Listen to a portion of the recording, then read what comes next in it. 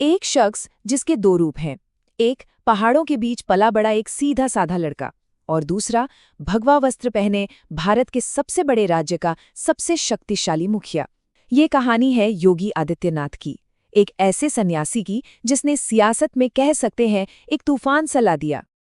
तो सवाल यही उठता है ना, कि आखिर एक त्यागी, एक सन्यासी भारत के सबसे ज्यादा आबादी वाले राज्य का नेता कैसे बन गया?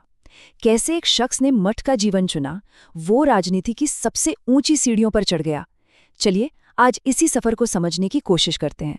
एक ऐसा सफर जो प्रेरणा और विवाद दोनों से भरा हुआ है। देखिए, इस कहानी को समझने के लिए हमें एक ही इंसान के दो किरदारों को जानना होगा।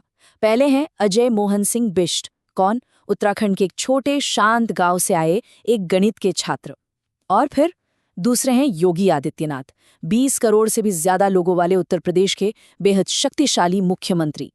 एक पहचान से दूसरी पहचान तक का ये जो सफर है बस यही उनकी कहानी को असाधारण बनाता है। तो चलिए कहानी की शुरुआत से शुरू करते हैं, उनके जीवन के उस पहले अध्याय से जहां यह तय हुआ कि एक नौजवान सांसारिक जीवन को छोड़कर अध्यात्म की ओर मुड़ जाएगा।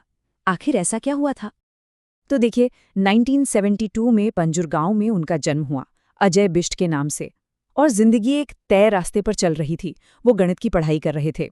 लेकिन 90 का दशक था, देश की राजनीति में एक भूचाल आया हुआ था, राम जन्मभूमि आंदोलन। और इस आंदोलन की लहर ने उन जैसे कई नौजवानों की सोच और जिंदगी की दिशा ही बदल दी। इसी के असर से महज 21 साल की उम्र में वो सब कुछ छोड़कर गोरखपुर के गोरखनाथ मठ पहुंच गए।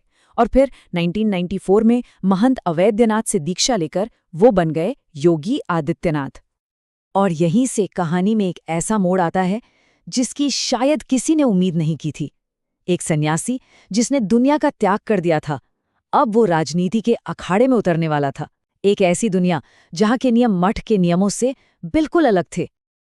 और राजनीति में उनकी एंट्री भी कोई छोटी मोटी नहीं थी। जरा सोचिए, महज 26 साल की उम्र में 1998 में वो लोकसभा का चुनाव जीत गए।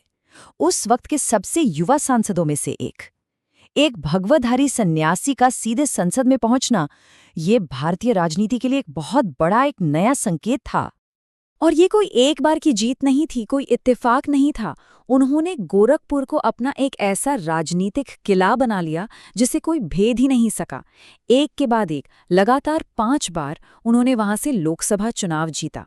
और इसके साथ ही पूर्वी उत्तर प्रदेश की राजनीति पर उनकी पकड़ बहुत मजबूत, कह सकते हैं कि निर्विवाद हो गई।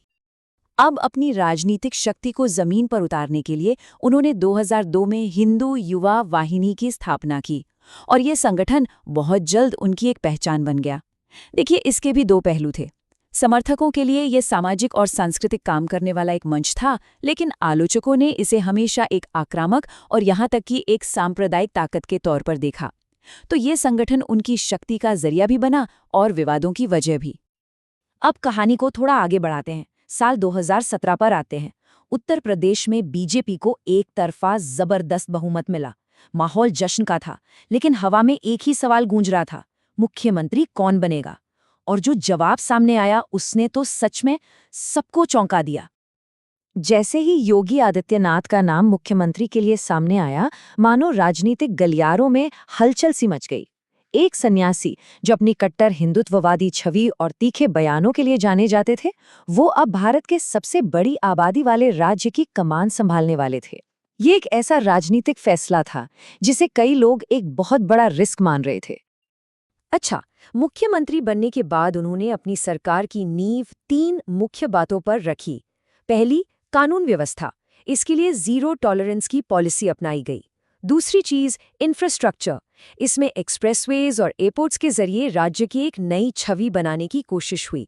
और तीसरा था संस्कृति, जिसमें राम मंदिर और काशी विश्वनाथ कॉरिडोर जैसे बड़े प्रोजेक्ट्स के जरिए धार्मिक गौरव को सरकार के एजेंडे के केंद्र में लाया गया। और यहीं से उनके शासन का वो अध्याय शुरू होता है जिसके बारे में सबसे ज्यादा बात होती है, जो सबसे ज्यादा विवादास्पद भी रहा। एक ऐसी पहचान जो शायद उनके नाम से भी ज्यादा मशहूर हो गई, बुलडोजर बाबा।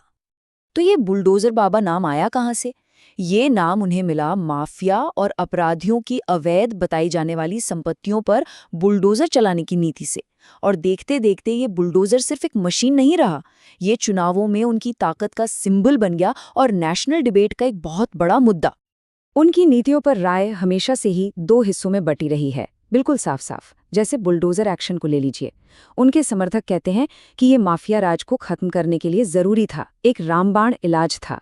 वहीं आलोचक कहते हैं कि यह कानून को ताक पर रखकर की गई कार्रवाई है और इसका निशाना खास तौर पर अल्पसंख्यक समुदाय के लोग बने। इसी तरह लव जिहाद के खिलाफ जो कानून आया, समर्थकों ने उसे महिलाओं की सुरक्षा के लिए जरूरी बताया, तो आलोचकों ने इसे लोगों की निजी आज़ादी पर हमला कहा।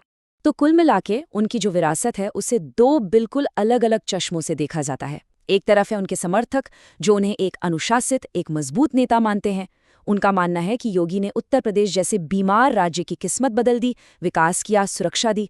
और फिर दूसरी तरफ है उनके आलोचक, वो उन्हें एक ऐसा नेता मानते हैं जो समाज को बांटता है, ध्रुवीकरण करता है और जिनकी नीतियों और बयानों से सामाजिक तनाव बढ़ता है। तो आखिर में ये सवाल आकर हमारे सामने खड़ा हो जाता है, योगी आदित्यनाथ की ये जो पूरी यात्रा है, ये जो असाधारण सफर है, ये भारतीय राजनीति के भविष्य के लिए क्या संकेत देता है? क्या एक सन्यासी का मुख्यमंत्री बनना सिर्फ एक राजनीतिक प्रयोग है, या फिर ये राजनीति में धर्म और शासन के बदलते रिश्ते का एक नया स्थायी प्रतीक है? खैर, इसका जवाब तो आने वाला वक्त ही देगा।